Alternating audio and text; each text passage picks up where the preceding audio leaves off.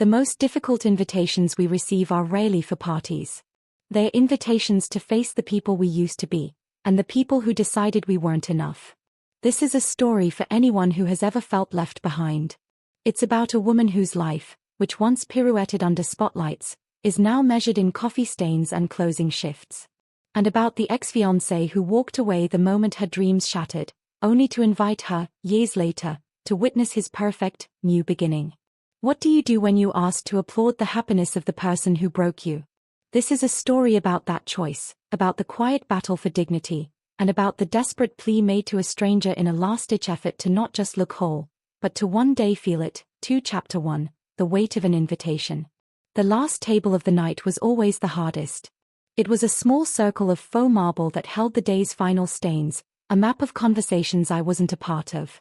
My apron smelled of burnt coffee and cleaning spray, a scent that had replaced the familiar smell of rosin and backstage dust.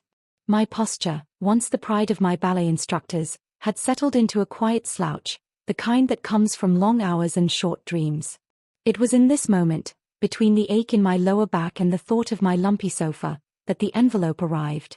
My co-worker, Sarah, handed it to me with a shrug. "Someone left this for you. Said it was important." It was cream-colored, thick cardstock, the kind that costs more than I made in an hour. It felt heavy in my hand, heavy with a past I was certain I had outrun. My name was written on the front in a looping, elegant script I didn't recognize. I wiped my damp hands on my jeans before breaking the seal, a small, quiet tear that felt strangely significant. Inside, the words were embossed in gold. "Charles Dawn and Vivian Lancaster cordially invite you to celebrate their wedding." The air left my lungs in a quiet rush.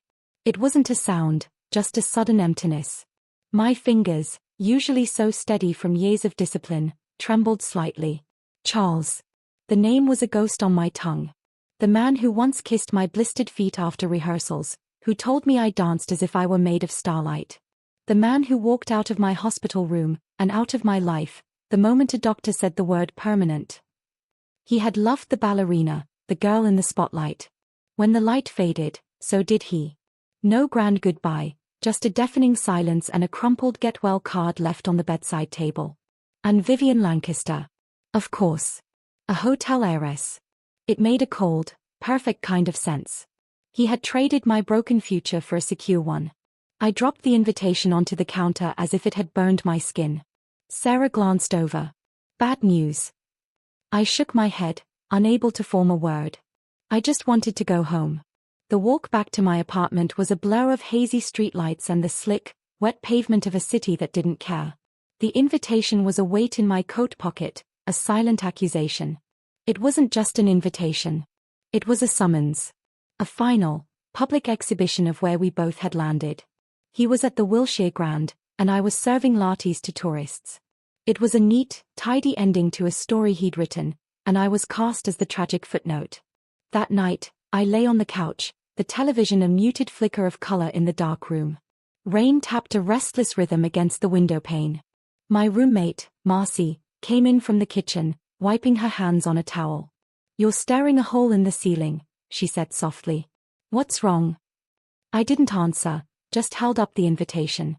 She took it, read it, and let out a low whistle. "Wow. He has some nerve." She sat on the edge of the coffee table. "You're not going to go, right? Just throw it away." A bitter laugh escaped my lips, startling me. "And let him think he was right." I finally said, my voice raspy. "Let him and his perfect new wife look at my empty chair and feel pity? What does it matter what they feel, Ella?" "It matters to me," I whispered, the words tasting like ash. It wasn't about revenge.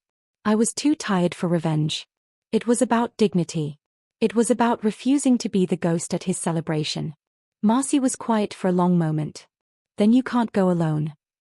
"Right," I scoffed. "I'll just find a movie star to take me." She didn't smile. She just watched me, her expression serious. The rain continued its steady beat, and in the reflection of the dark window, I saw myself. Tired. Worn. But not broken. The girl Charles left in that hospital bed was a child. She had cried for weeks. But this woman had gotten up every day since. She had paid her rent. She had learned to stand for 10 hours straight without complaint. She had survived. A quiet resolve settled in my chest, cool and firm. I wasn't going to hide. I wasn't going to be his sad little story. I couldn't let him see the girl he'd left behind, the one who thought her life was over. I had to show him a woman he never knew. A woman who had built a life from the rubble he'd left, even if it was a small, quiet life. I just had to figure out how. A Grand Hotel wasn't just a place, it was a statement. The air inside smelled of money, a clean, floral scent of lilies and expensive perfume that seemed to cling to the polished marble floors.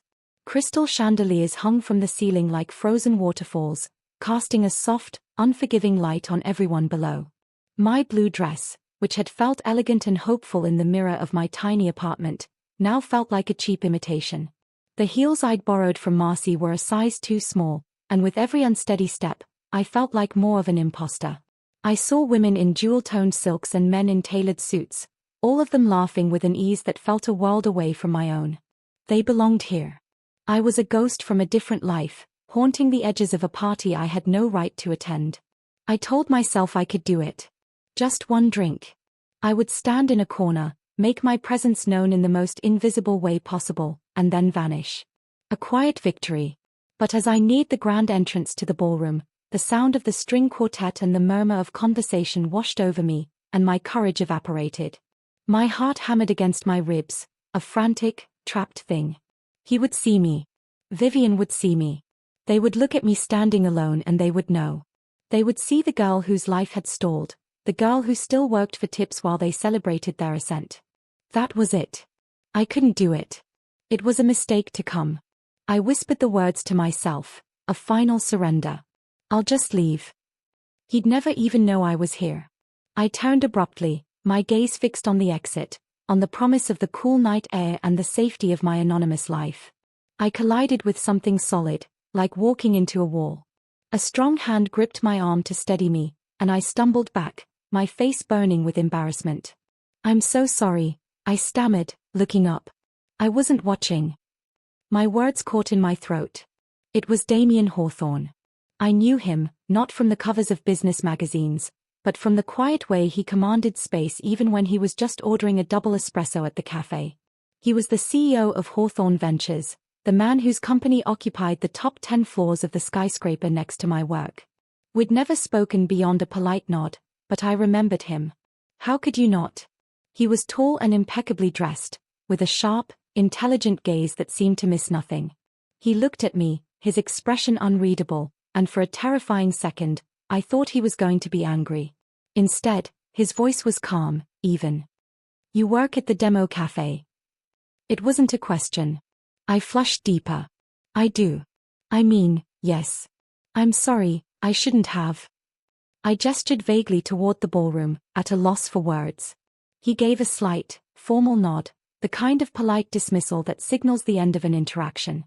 He was already moving to pass me, a stranger he had briefly encountered, and in that moment, something inside me cracked.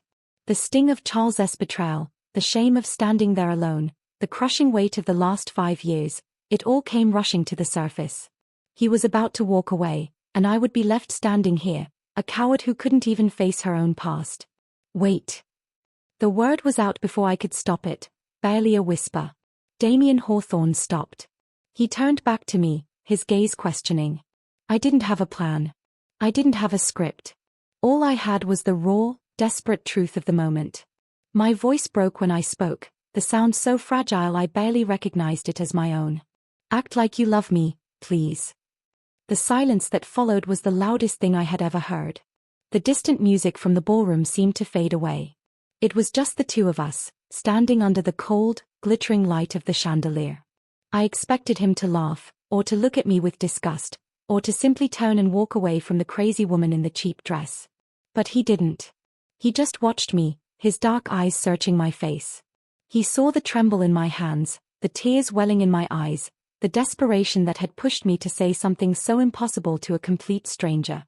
It felt like an eternity, that quiet, assessing gaze. And then, he gave a single, almost imperceptible nod. His voice, when he finally spoke, was firm and steady, cutting through my panic. "Come with me." He extended his arm. I stared at it, stunned. Then I looked back up at his face.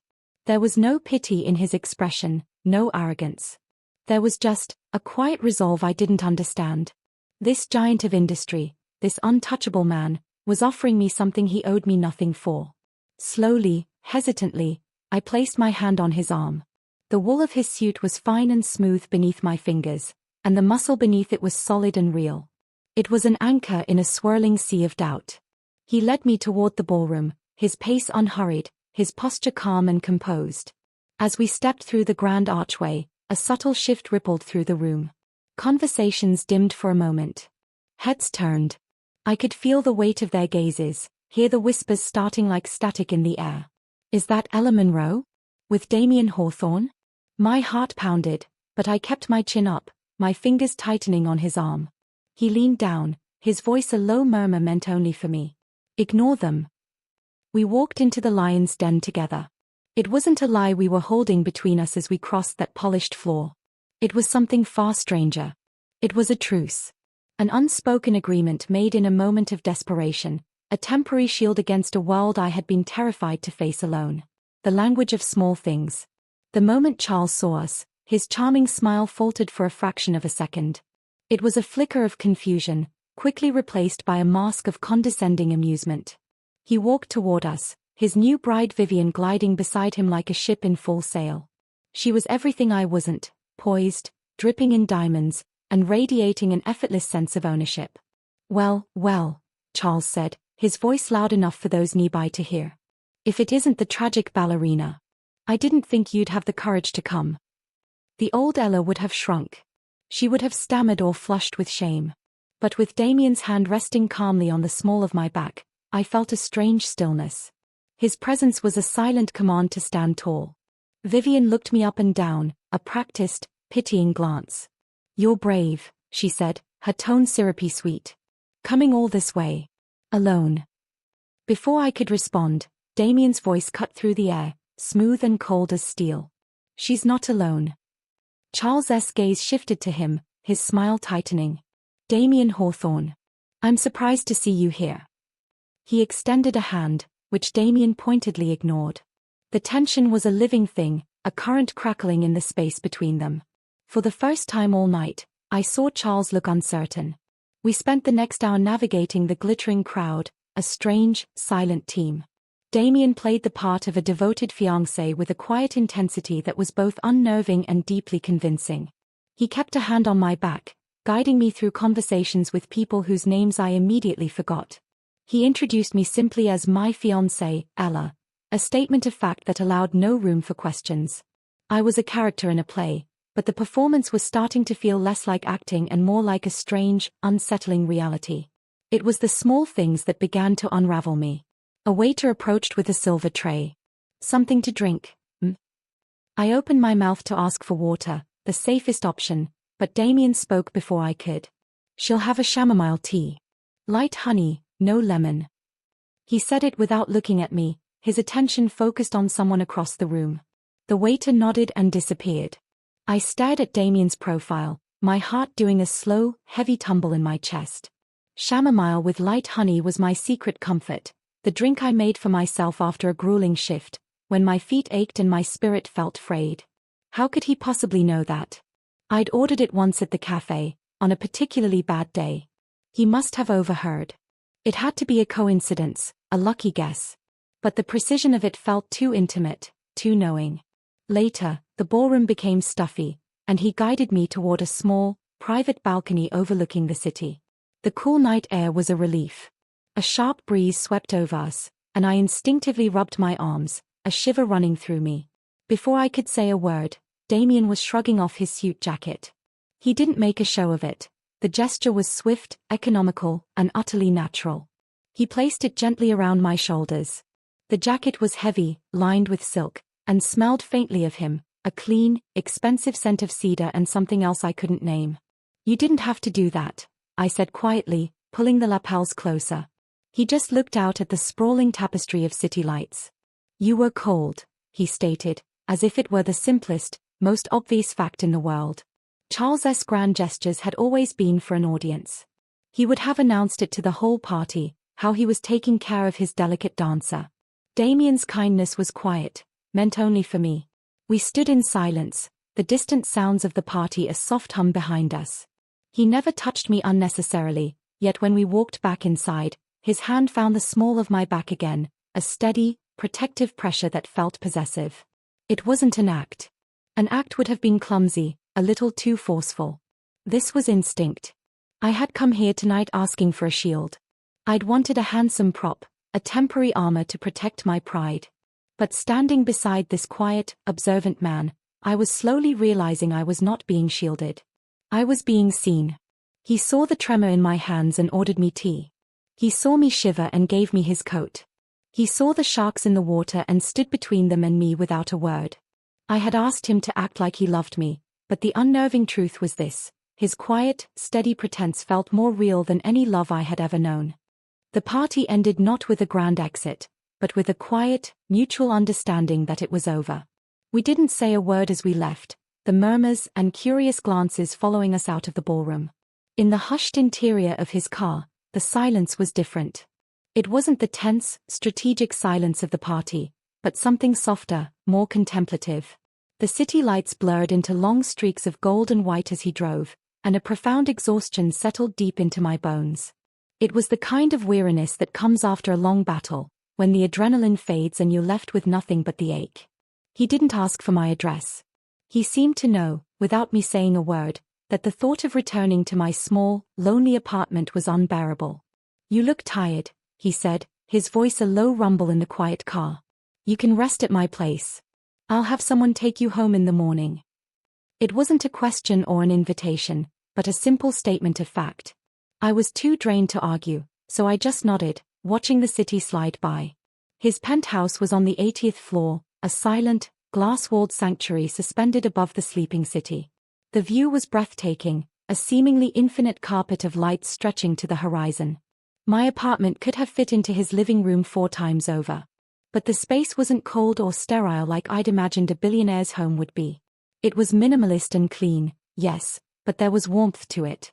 A floor-to-ceiling bookshelf was filled with worn, well-read novels, not just decorative hardbacks. A vintage record player sat in a corner, a Miles Davis album resting on top. It was the home of a man who lived here, not just a place he owned.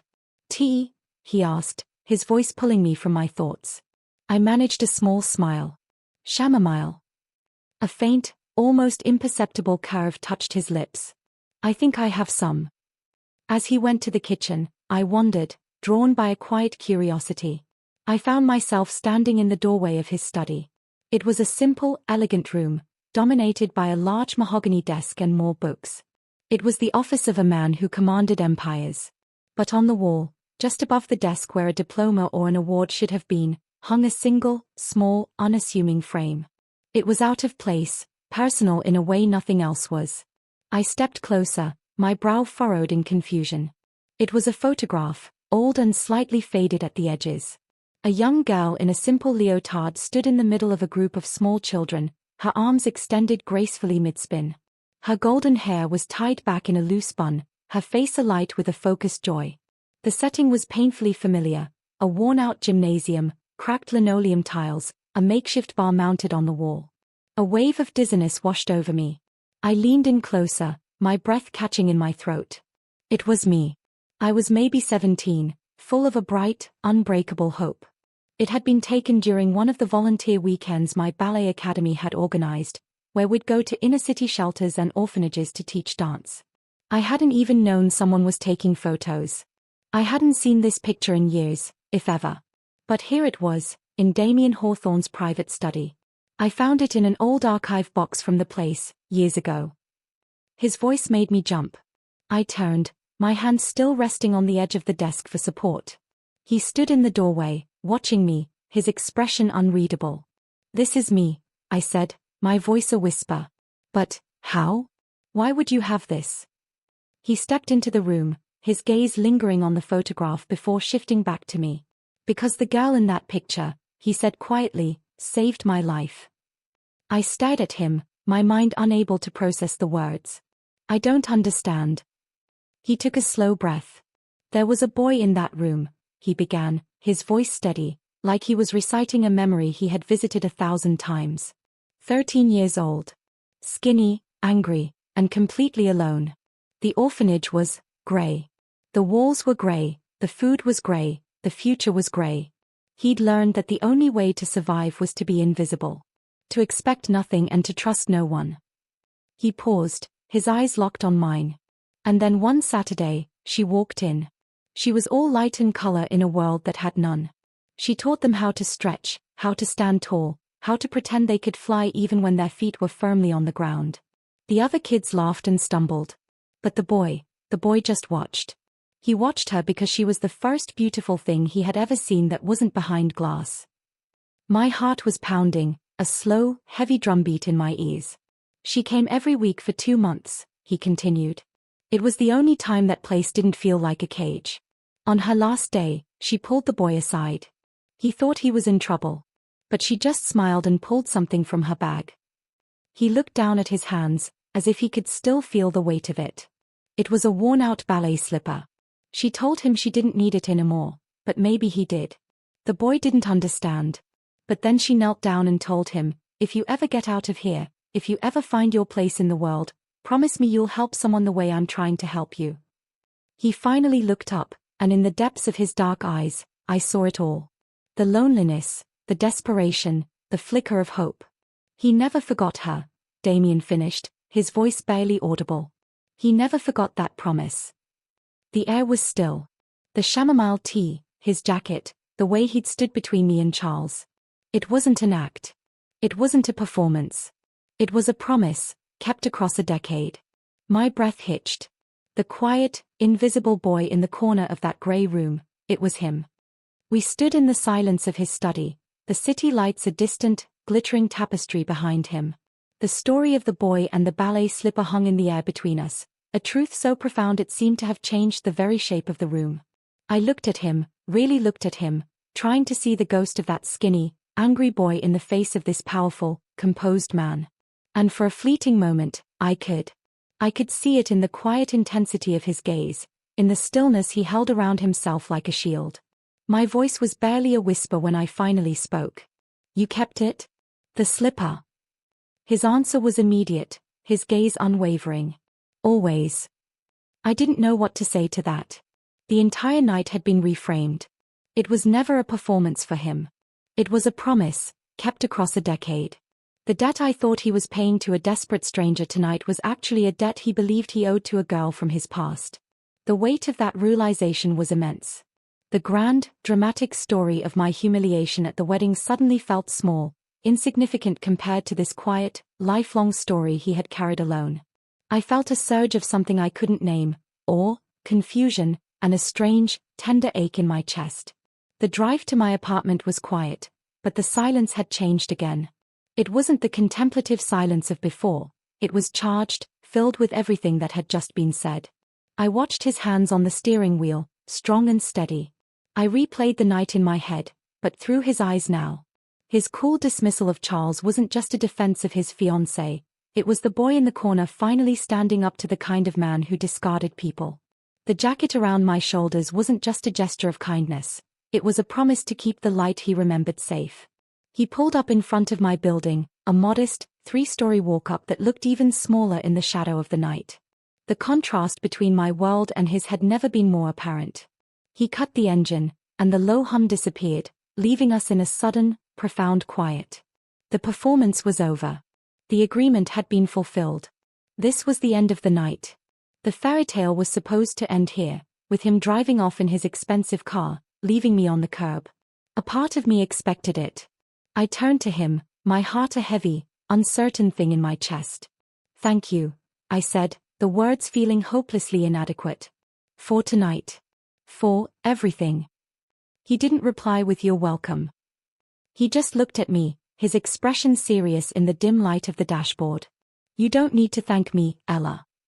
The way he said my name, with a quiet reverence, made my breath catch. This was it, the moment of parting. But I couldn't let it end like this, suspended in ambiguity. I had to know. Gathering a sliver of courage I didn't know I had, I asked the question that hung between us. What happens now? I expected a polite, non-committal answer. A promise to call that would never be fulfilled. Instead, he held my gaze, and I saw a flicker of something vulnerable in his eyes, something that looked almost like uncertainty. Now, he said slowly, his voice low and deliberate. I was hoping I could take you to dinner tomorrow night. As Damien. Not as your fiancé. A breath I didn't realize I was holding escaped my lips. A slow, tentative smile spread across my face, the first truly genuine, hopeful smile I'd felt in years. The weight on my chest seemed to lift, replaced by a fragile, fluttering warmth. I'd like that, I said softly. I'd like that very much. He waited until I had unlocked the front door of my building and was safely inside before he started the car. I didn't watch him drive away. Instead, I leaned back against my apartment door, the cool wood a comfort against my back. The night had started with a desperate, humiliating plea, born from shame and fear. But it was ending here, in the quiet of my hallway, with the promise of something new. Something real. A year later, the scent of fresh paint and rosin hung in the air of a refurbished old theater in the heart of the city. Sunlight streamed through tall, arched windows, illuminating the dust motes dancing in the air. The sounds that filled its halls were not of quiet desperation, but of life. The soft scuff of ballet slippers on a polished wood floor, the hesitant notes of a piano from a practice room, the bright, unrestrained laughter of children. We had built it together, from the ground up. The Hawthorne Youth Arts Center. A place for the kids who felt invisible, a sanctuary of color and noise in a world that was often gray. I taught ballet there 3 days a week. Damien, for all his board meetings and billion-dollar deals, was there every evening. He never missed the end of my class. He wasn't the cold, calculating CEO here. He was just Damien, the man who knew how to fix a leaky faucet in the bathroom and who listened with solemn intensity as a 7-year-old explained the complex social politics of the playground. He was my partner, in every sense of the word. One afternoon, as I was guiding a small girl through a simple ply, I glanced toward the doorway. He was leaning against the frame, his arms crossed, watching. He wasn't wearing one of his expensive suits, just a simple gray sweater and dark jeans. He looked comfortable. He looked at peace. And when he watched me now, I no longer saw the stranger from the hotel or the ghost of the lonely boy from his stories. I saw the man who stayed. The man who saw every broken piece of me and never once tried to fix me, but simply held my hand while I learned to heal myself. When the class ended and the girls scattered, their excited chatter echoing down the hall, I walked over to him, wiping a sheen of sweat from my brow. He smiled, a genuine, easy smile that still made my heart feel like it was taking flight. "You still dance like you're made of light," he said softly, his eyes full of a warmth that was just for me. It was the same line Charles had used, but from Damien, it wasn't a compliment on a performance. It was a statement of fact. I leaned against him, resting my head on his shoulder. "And you still watch from the back of the room." He wrapped an arm around me, pulling me close. "It's the best view," he murmured into my hair. We walked out into the main lobby, our footsteps echoing in the large, open space. In the center of the hall, standing alone in a simple glass case, was the reason for all of this. It wasn't a trophy or an award. It was a single, worn ballet slipper. The satin was frayed, the sole cracked, the ribbons long gone. It rested on a small velvet stand, a sacred relic. Beneath it, a small brass plaque was engraved with a simple sentence: "A small kindness can build a new world." For so long, that slipper had been a symbol of my failure, the ghost of a life I had lost. For Damien, it had been a symbol of hope, a secret promise he carried through a lonely life. Now, it was ours. It was the cornerstone of this place. It was a reminder that our deepest wounds can become our greatest strengths. I thought back to that night at the Wilshire Grand, to the desperate, humiliated girl who had whispered a plea to a stranger. For the longest time, I believed that was the beginning of our story. The moment a cold, untouchable man showed a moment of pity and changed my life. But I see now that I was wrong. That wasn't the beginning. It was just the messy, complicated middle. Our story began long before that, in a dusty, gray gymnasium. It began with a quiet, invisible boy, and a girl who believed that everyone deserved to feel like they could fly. It didn't start with a plea to act like you love me. It started, and would now forever continue, with an act of love itself. The journey from a desperate plea to a quiet, unbreakable love is a reminder that our deepest connections are often born from our most vulnerable moments. The strength we find in the quiet after the storm is the kind that truly lasts. If this story resonated with you, and if you believe in the power of narratives that explore the depth of the human heart, consider subscribing. Liking this video lets us know you value this kind of storytelling. Share your thoughts in the comments below. Your reflections are a meaningful part of this community. Until next time, find the strength in your own story.